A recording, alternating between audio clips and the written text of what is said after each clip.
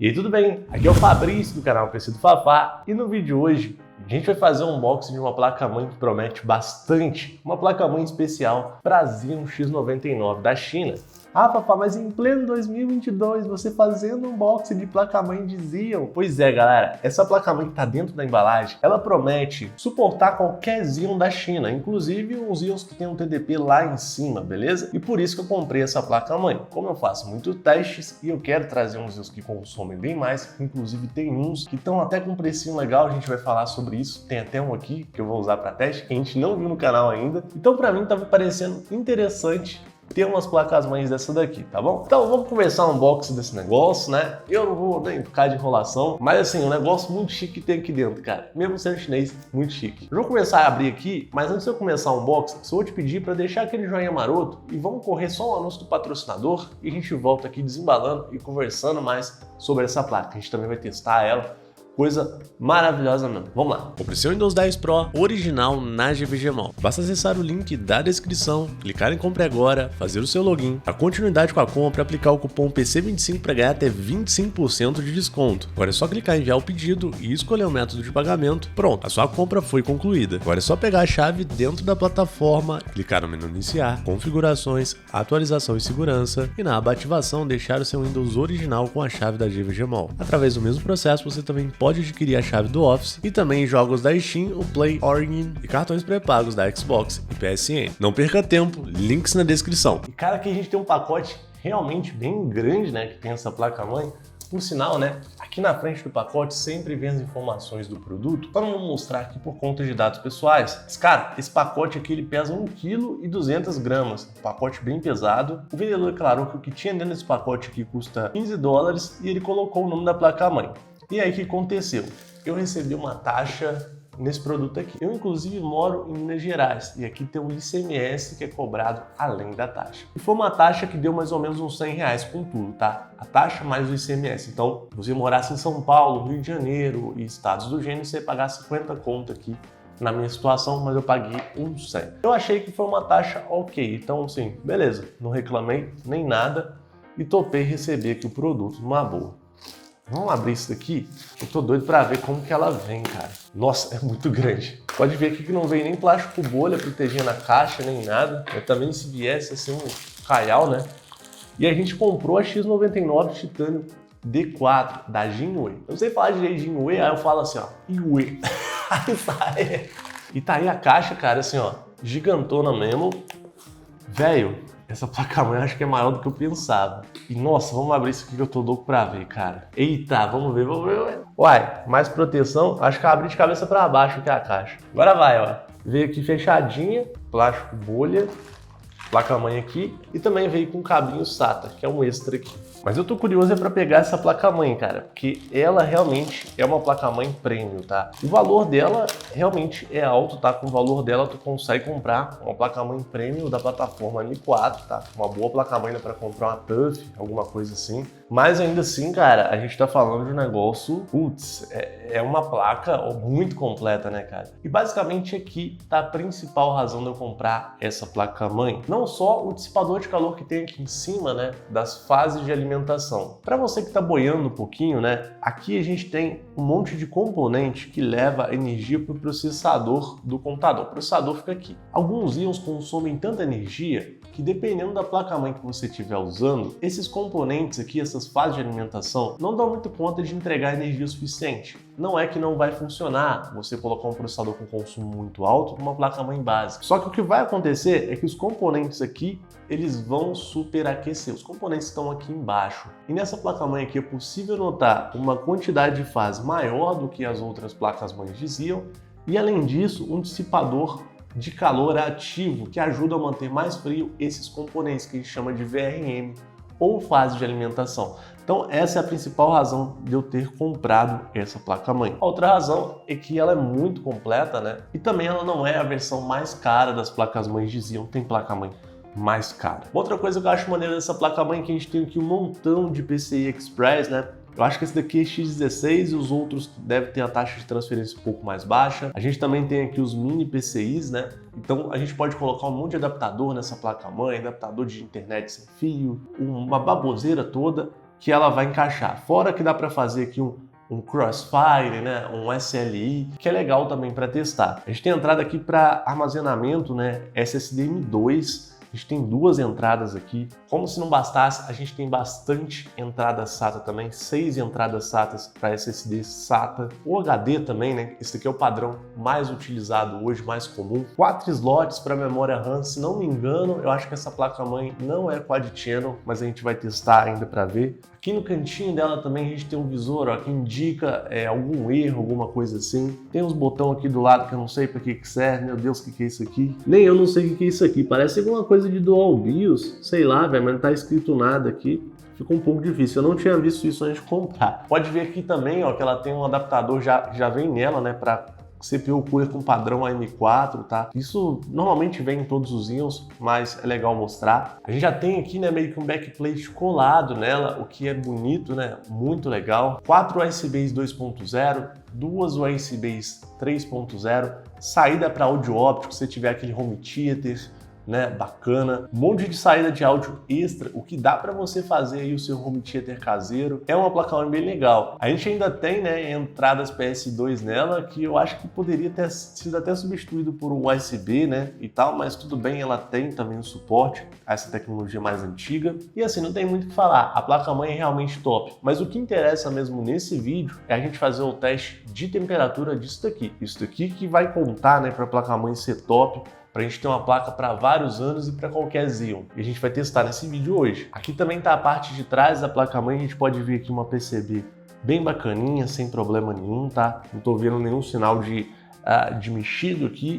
Negócio novinho, filezinho, viu? Agora vamos fazer o seguinte, vamos colocar aqui o nosso Xeon na placa-mãe. A gente vai ter um vídeo dedicado dele, mas esse daqui é o Xeon 2667V3. Ele tem um TDP de 135 watts, é um TDP muito alto e ele vai ser excelente para a gente testar aqui essa placa-mãe em questão de aquecimento de fase de alimentação. A gente também tem um outro detalhe, como a gente está com um processador com TDP muito alto, a gente precisa de um CPU cooler bom. E o melhor que eu tenho aqui em casa, que inclusive não é o mais caro, ele é bem em conta, é esse Lanchu Aurora. Eu vou deixar o link na descrição junto com esse Xeon aqui. Esse CPU Cooler tem um preço muito legal e tem uma performance muito boa, apesar de simples. Muita gente olha ele, vê ele com um conectorzinho aqui de 3 pinos, acha que não vale nada, só que ele é muito forte, tá? Os chineses mandaram bem nesse cara aqui, inclusive até que combina um pouco com a nossa placa-mãe, né? Olha a cor aqui, vai ficar legal. Agora a gente vê o padrão de encaixe dessas placas-mãe X99. O processador fica muito bem preso nelas, né? E os pinos aqui de conexão são na placa-mãe, tá? Não é no processador. Para encaixar aqui o processador também tem um lado certinho, tá? Tem aqui umas travinhas do lado do processador, mas geralmente a bolinha costuma ficar aqui pro lado do PCI Express, então já fica mais fácil, né? Ó, coloquei o processador, passei o dedo aqui, não ficou tremendo muito, beleza. Agora é só apertar.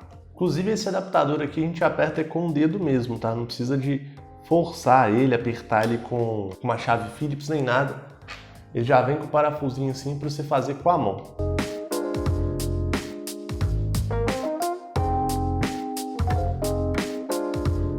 Ah, tem um detalhe sobre essa placa-mãe aqui que eu estava esquecendo de falar. Tá vendo que ela é grandona, né? Então o tamanho dela é ATX. Você precisa de um gabinete pelo menos ATX para ficar legal com ela, tá? Mesmo você colocando ela no gabinete ATX, ela vai ficar ali bem, né, justinha dentro do gabinete, tá bom? Aqui a gente tem o encaixe do CPU Fan, né, que é no caso aqui do nosso CPU Cooler. Ele fica aqui do lado da placa-mãe. Beleza, coloquei o CPU Cooler. Eu até esqueci aqui do encaixe da memória RAM, né? Você pode ver que o CPU Cooler, como ele é grandão, ele fica em cima das memórias RAMs. Ainda assim, né? Quero colocar a memória, não quero tirar o CPU Cooler. O que a gente faz? Só tira o negocinho aqui, ó, e coloca a memória. Fácil, né? Até meio sujinho aqui, mas tô com preguiça de limpar.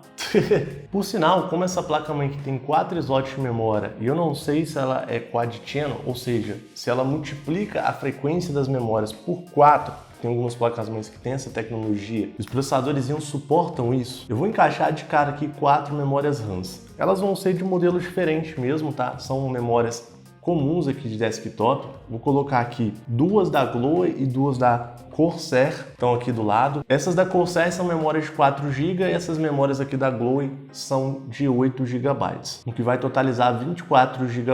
Ah, Fafá, mas não dá problema fazer isso com Xeon? Normalmente, cara, Xeon não é muito enjoado quanto a memórias. Eu estou usando inclusive memórias de desktop, mas se eu quisesse eu poderia usar memórias ECC, que são memórias de servidor, só que aí eu não ia poder mesclar, tá? Ia ter que ser só memória de servidor. Porém, eu nunca tive problema fazendo testes, tá? Ah, vou mesclar as memórias aqui no Xeon, colocar de marca diferente, tamanho diferente, frequência diferente, não costuma dar problema não. Essas memórias também são DDR4, tá? Beleza? Agora eu tenho as 4 memórias encaixadas, no caso, né, eu só volto o CPU Cooler aqui pro lugar, com as garrinhas dele e tranquilo. Quando eu pego CPU Coolers assim também, a galera pergunta, ah, Fafá, esbarra nas memórias? Cara, ele tem uma regulagem aqui, né? Se você quiser, você pode colocar ele um pouquinho mais pro alto também. Então é tranquilo, encaixa com qualquer memória RAM. Bom, nossa placa-mãe aqui já tá ligada, né? E assim, a primeira coisa que eu notei quando eu liguei foi o ruído aqui do fã aqui, tá? Dessa dissipação de calor ativa que ela tem. É um ruído bem audível, assim, você escuta o barulho do ventilador, assim, só que um pouco mais baixo, óbvio.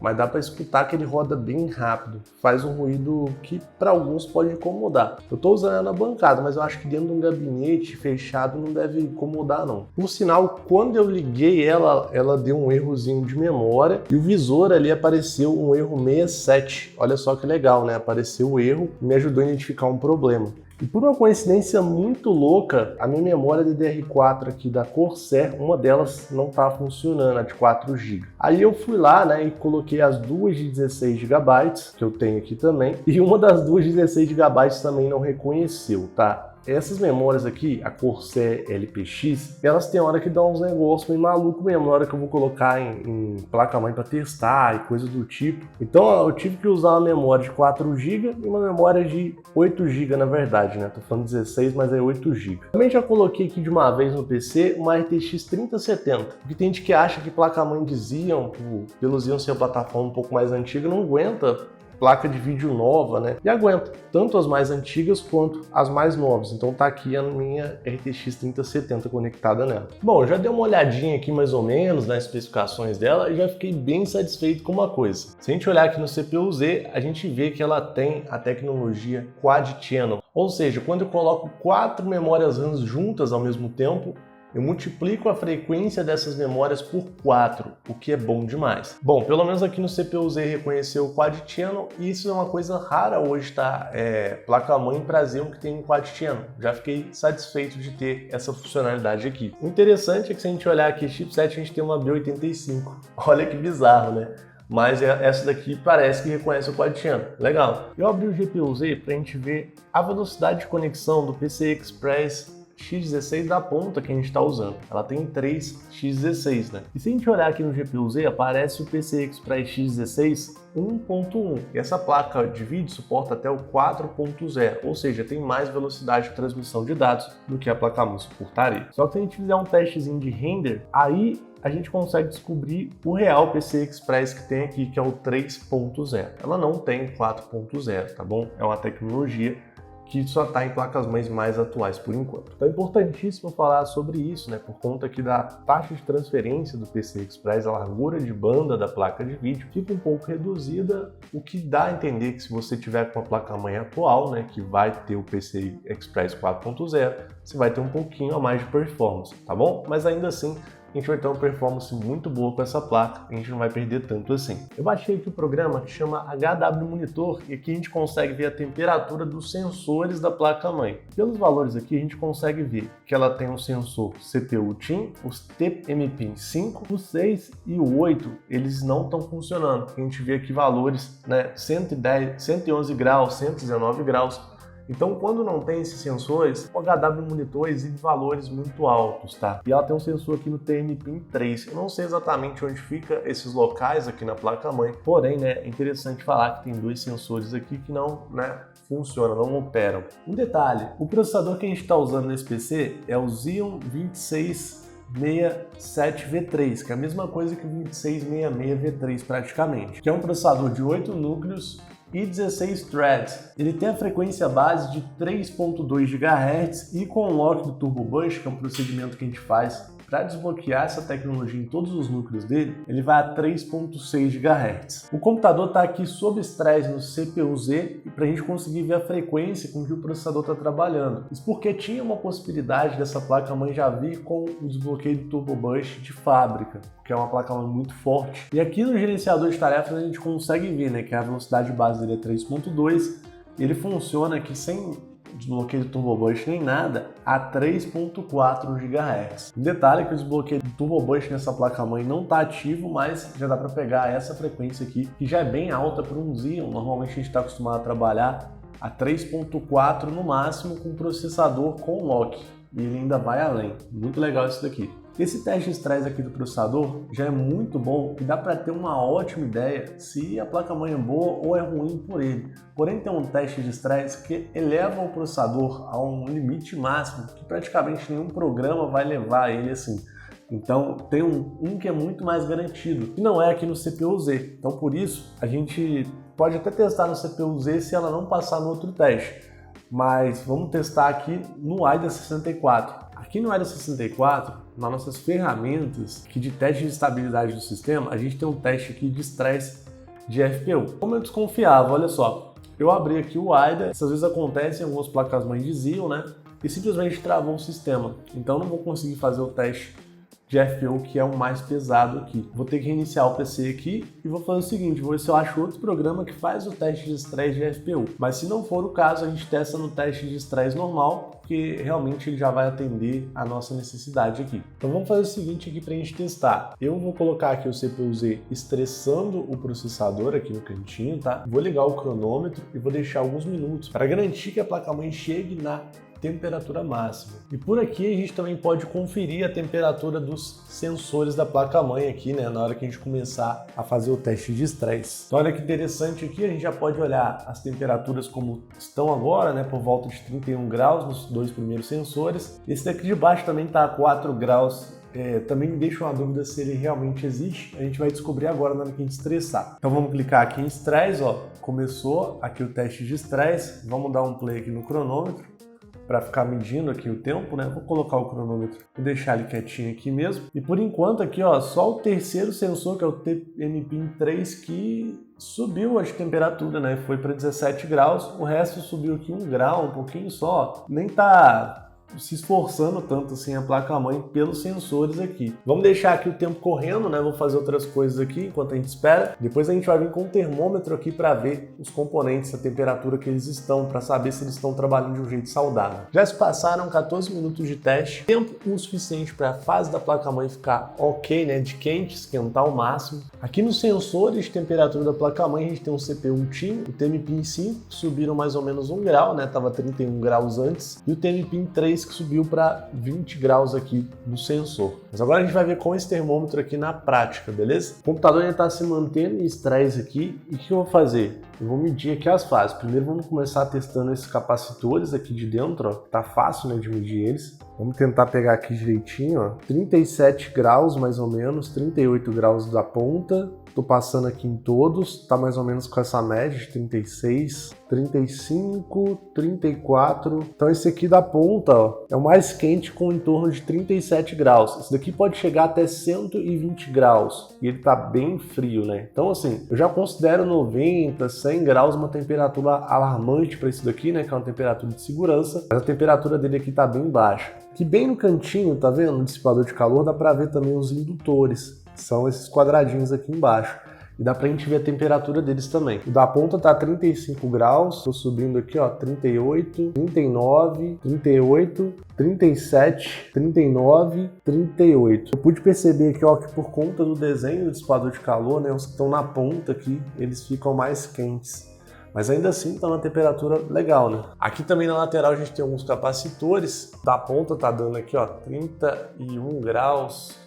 30, 29, vai variando aqui, ó. Da ponta que tá dando uns 30 graus, por aí, 29, fica oscilando, tá? Se a gente for mais pro meio, ó, 31, 30, 32 graus, 30 graus, 29. Realmente tá, ó, muito fria. Nessa situação aqui a gente nem desgasta muito a placa-mãe, bem tranquila mesmo. Detalhe, né, nesse meio tempo aqui, ó, já tem 22 minutos de estresse. Dificilmente vai ter alguma situação que tu vai estressar o processador a 100% durante 22 minutos. Em jogos, por exemplo, vai ficar bem mais frio, porque não vai usar 100% do processador. Então a gente tem uma tranquilidade bem legal aqui para usar essa placa-mãe nesse tipo de condição, viu? Bom, a gente acabou de avaliar aqui a temperatura, né, das faixas de alimentação dessa placa-mãe. Tem um detalhe, né, que quando eu comecei o vídeo, o barulho da fan aqui não estava incomodando muito. Só que agora ficou de noite, tá mais silencioso o ambiente e realmente assim é quase como se fosse um CPU cooler desse rodando a 100% no teste de estresse, o barulho que faz. Então realmente é um barulho audível que dependendo da pessoa pode incomodar. Isso não fez eu ter uma má experiência com a placa-mãe. Inclusive eu não vejo nem tanto como um problema considerando a temperatura que a gente teve nesse teste, que realmente foi baixíssima. Né? Nunca peguei uma placa-mãe de Xeon tão fria, o que é realmente excelente. O processador realmente consome bastante. Claro que também devido ao dissipador de calor aqui em cima, a gente não conseguiu medir a temperatura dos transistores que ficam ali embaixo, colados, né, no dissipador de calor. Só que eu estou bem tranquilo quanto a eles, né? Porque os transistores, eles realmente são os componentes que estão mais bem refrigerados, porque eles estão tendo contato direto com o dissipador de calor. Então, estou bem tranquilo quanto a isso. A gente fez o teste inicial aqui com a placa-mãe nas configurações de fábrica. A gente depois vai fazer o desbloqueio do Turbo Boost. Vai ter um vídeo especial, né, ensinando a desbloquear o Turbo Boost com essa placa-mãe aqui. E logo em seguida a gente vai fazer uma live testando para valer, né, essa placa-mãe com o desbloqueio do Turbo Boost ligado e com o processador de TDP mais alto que eu tiver no dia. Provavelmente vai ser esse daqui, que dificilmente vai ter um Xeon que consome mais do que esse. Acho que só o 2690 V3 que pode consumir mais ou ter um consumo semelhante. Então se você quiser acompanhar esses conteúdos que vão ser muito bons, bem legais mesmo, eu aconselho que você se inscreva aqui no canal, tá bom? Por enquanto é esse o teste. Eu vou ficando por aqui, um abração e até mais. Tamo junto, valeu!